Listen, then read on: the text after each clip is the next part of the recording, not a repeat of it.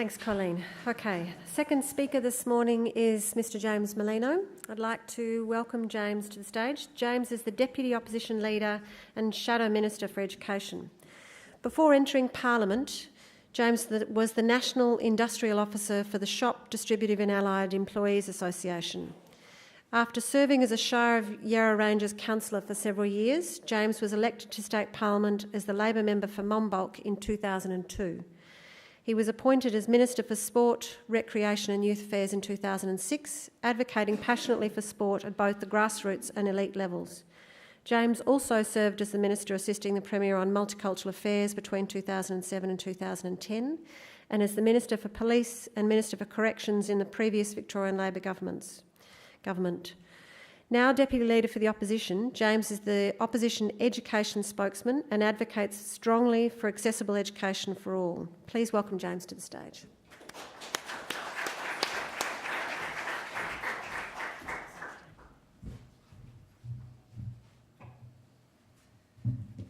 Thanks very much. Good morning, everyone.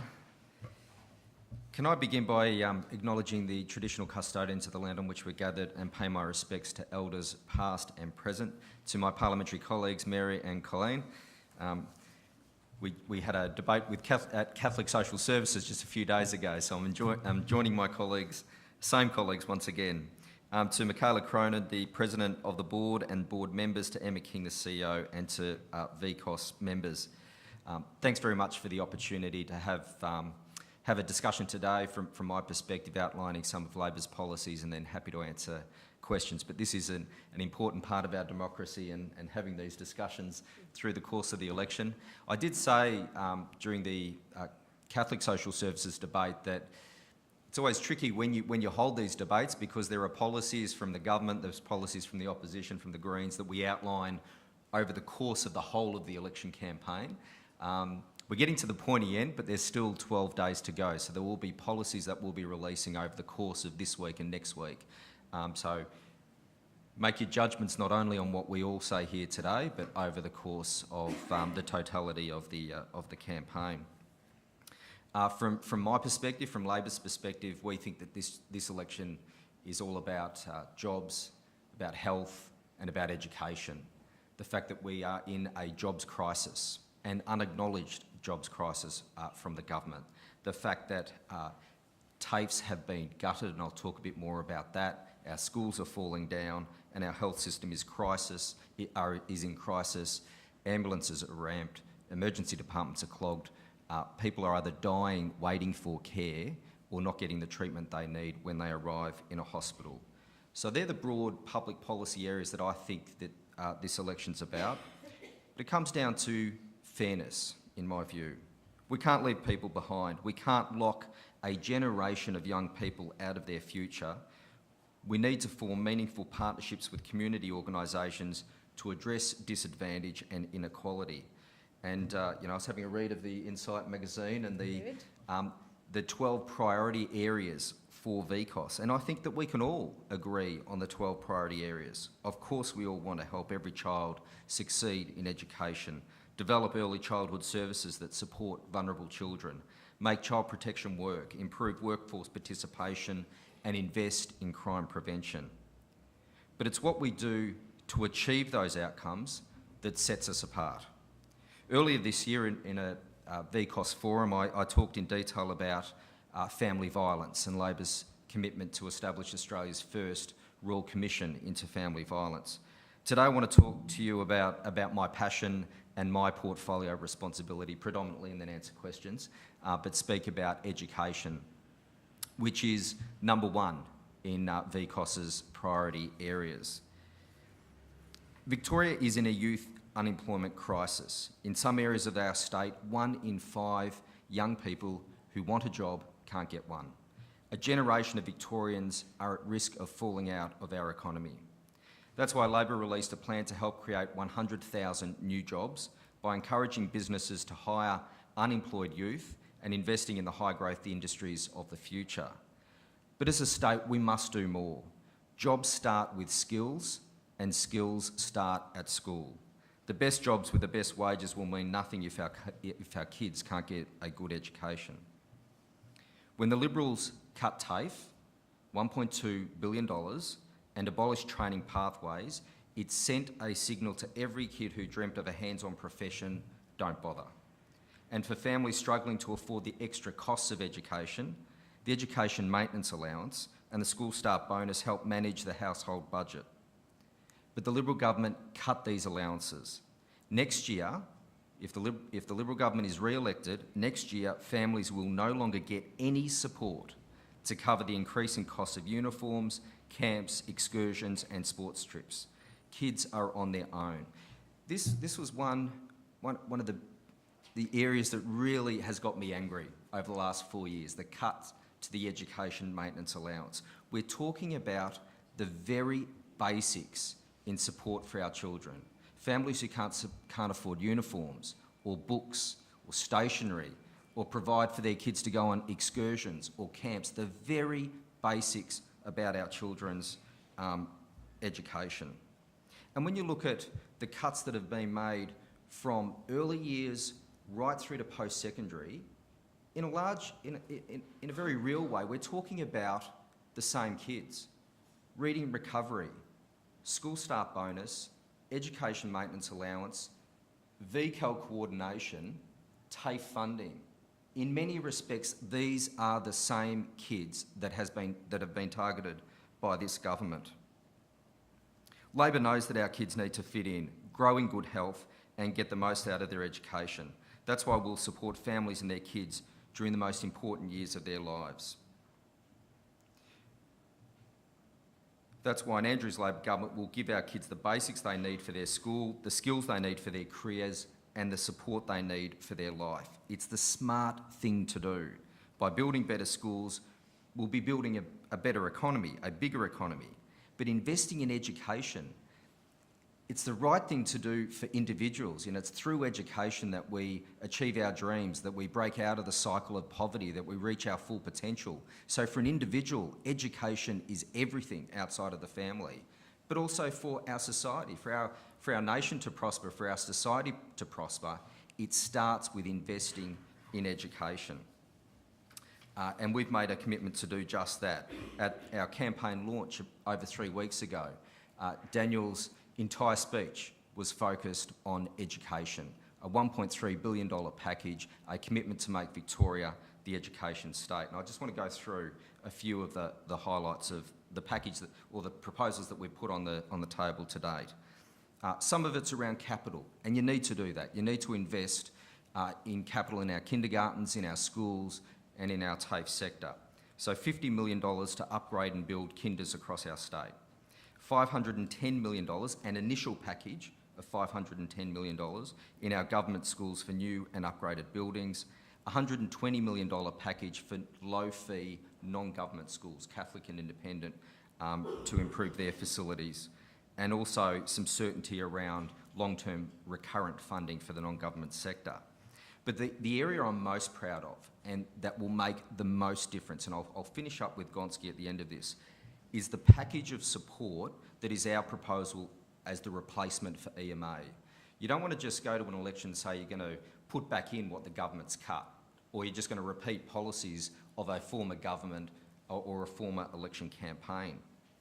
You want to be innovative about what you offer, and this is what we're saying in replacement of the education maintenance allowance, the basic needs. $13.5 million for Food Bank, so they can establish breakfast clubs at 500 government primary schools across the state. 25,000 kids. There are you know this better than I do. There are tens of thousands of children who go to school with an empty stomach. You simply cannot learn if you don't have a full stomach to start the day.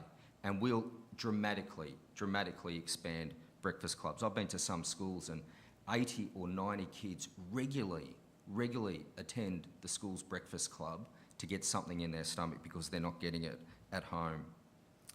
$15.5 million to help struggling families buy school uniforms. So this is support for state schools relief. At the moment, they get hardly any support from government. This government, and to be honest, the previous government, hardly any support at a state government level, but the cost of uniforms keeps increasing. It's not now buying a white shirt or a blue dress for the kids.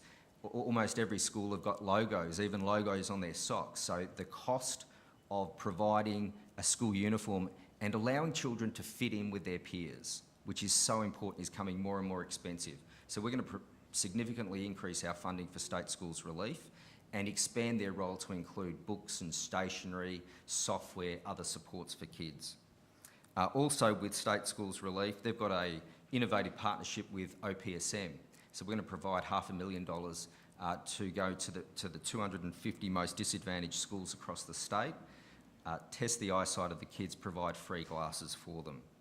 And then the final big component of this package, $150 million camps, excursions and sports trips fund.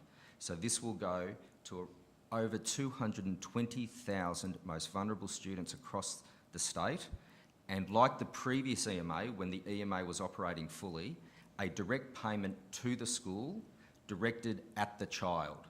So there's no signing over of parents, the parent component of the EMA. This goes directly to the school for the child, and the school is accountable for making sure that that funding support is provided to that child.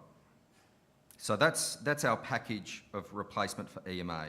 If I can go back to skills, how much longer have I got? Couple of minutes. Couple of minutes, okay. Quickly, skills. All jobs start with skills, but when the Liberals cut TAFE, they denied thousands of young people an opportunity.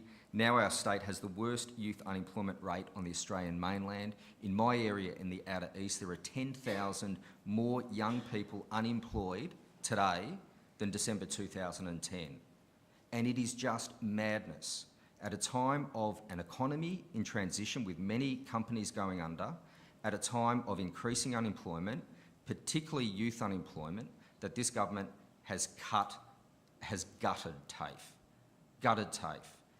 Courses cut, staff sacked, campuses closed, including the biggest campus in my area, Swinburne Lilydale University in TAFE, shut its doors, locked its gates since June last year, directly as a result of this government's cuts to TAFE. So we've announced a $320 million immediate rescue package to get TAFE off its knees. That is both a capital and an operational support for our TAFE system. But even more importantly, Bruce McKenzie, the former CEO of Holmes Glen TAFE, will be conducting an independent and urgent review of TAFE funding so we can make sure that our TAFE system is sustainable. I'll finish up on Gonski, 1 minute on Gonski. So why have we focused so much on disadvantaged families and disadvantaged students in our educational system? You go back to the Gonski review, the clarity of what the problem actually is, the link between poor educational outcomes and disadvantage, particularly when there's concentration of disadvantage. So the reform in Gonski, base level funding, sector blind, and then additional loadings for rurality according to disadvantage, rurality, indigeneity, disability, socioeconomic.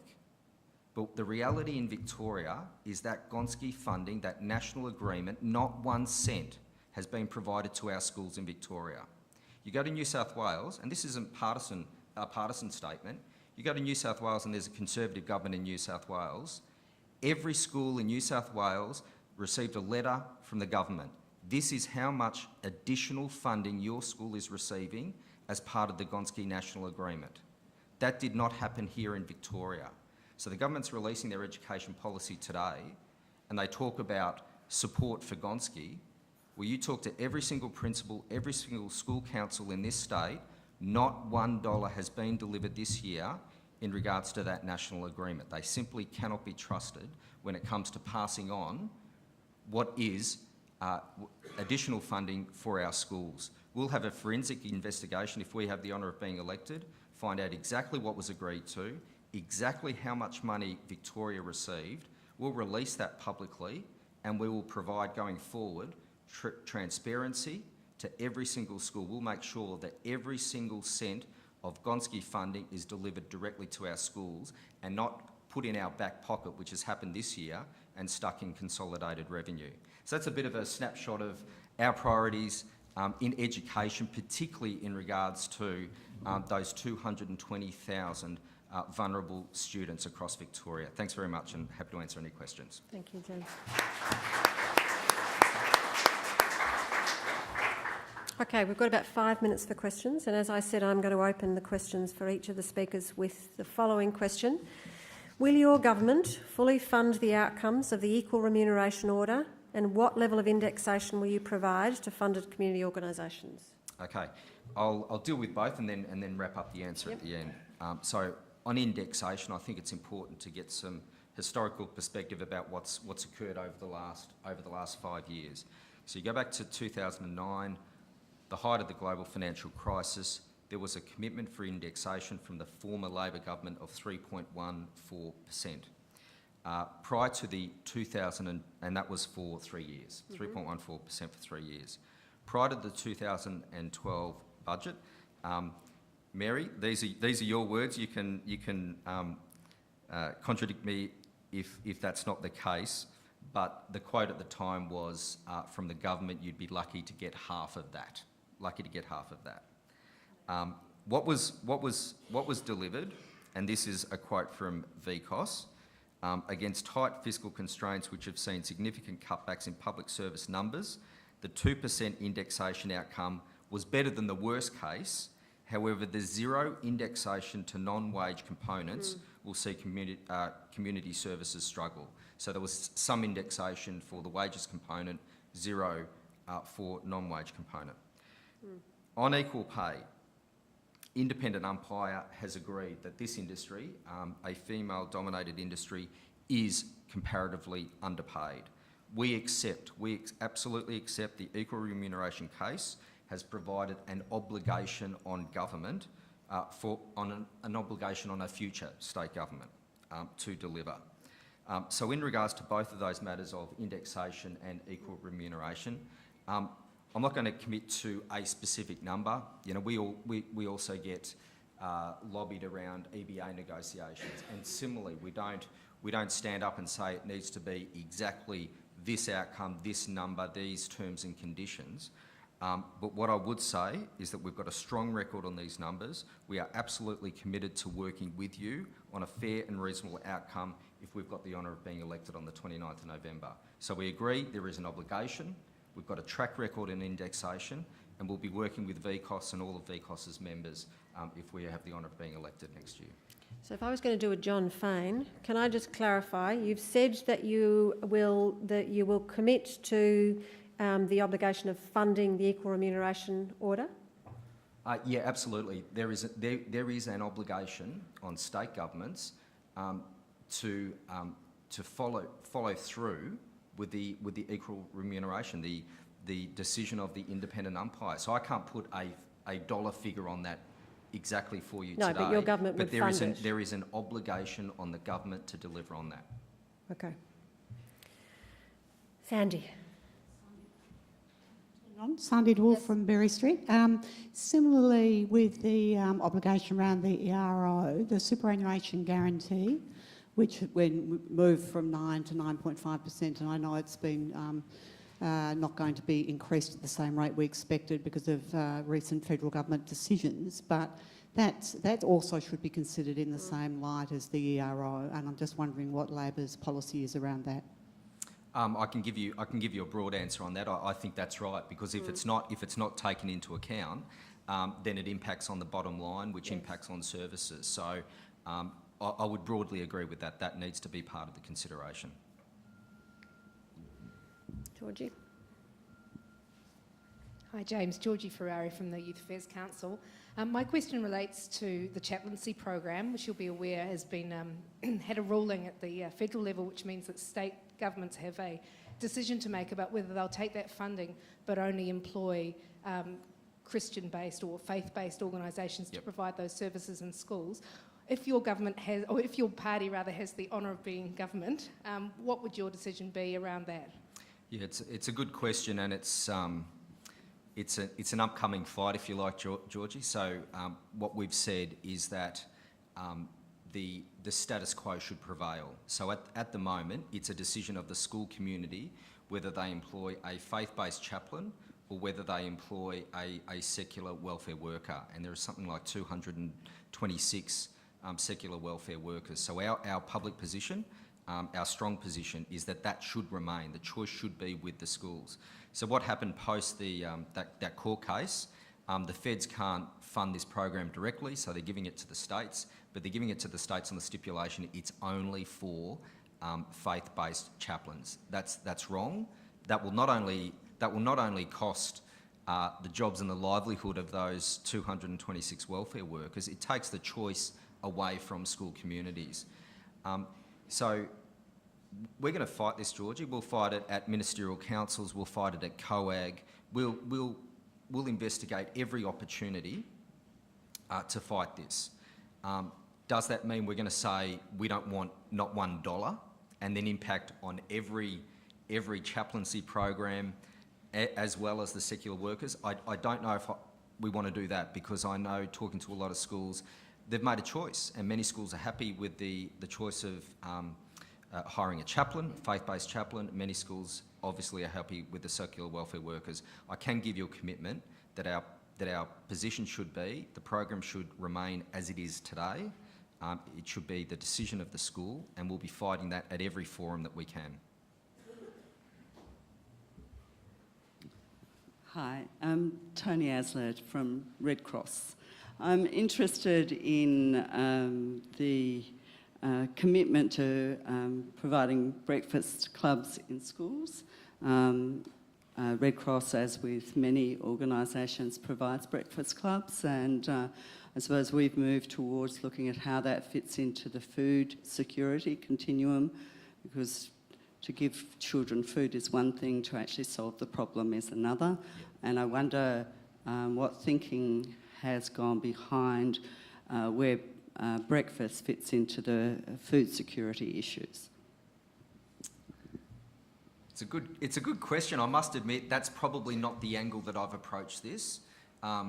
We've approached this on the basis of the reality of kids arriving at school without a full stomach. The fact that all of these, death by 1,000 cuts of all the services that and programs that have been running school have been cut.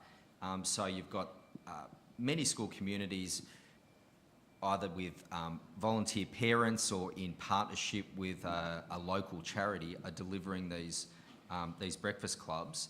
So we see the need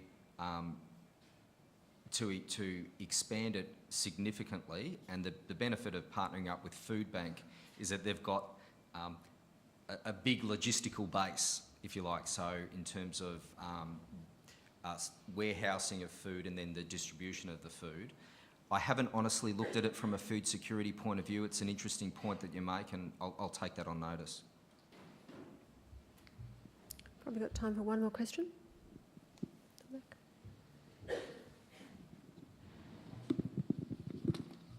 My name is Mark Finane. I'm the Executive Officer for the Victorian Public Tenants Association. We've heard from the Greens on their solution to the public housing waiting list, and I think the Liberal Party's been talking about the housing framework as their solution. Yep. Just wondering what your solution is. Yep. And again, this probably falls into the latter category of policies and commitments that we haven't yet released. So I can't go into too much detail about what we'll be doing. I've got some notes on housing. It's not my portfolio area. Just bear with me. So we believe that all Victorians have a right to safe, affordable and secure housing.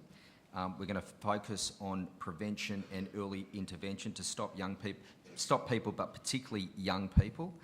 This is one of the challenges that we'll be facing as a potential or the alternative government. We'll see what happens in a couple of weeks. But if we do have the honour of being elected on the 29th of November, dealing with homelessness, social housing, dealing with the impacts that the feds have cut. They've cut a number of programs directed at young people, not only in terms of at-risk students dropping out, but broader into their lives, and the impact following on in terms of homelessness. So Youth Connections has been completely cut. So we've got to make some tough decisions about what we pick up and what we don't. We can't pick up everything that the feds have cut.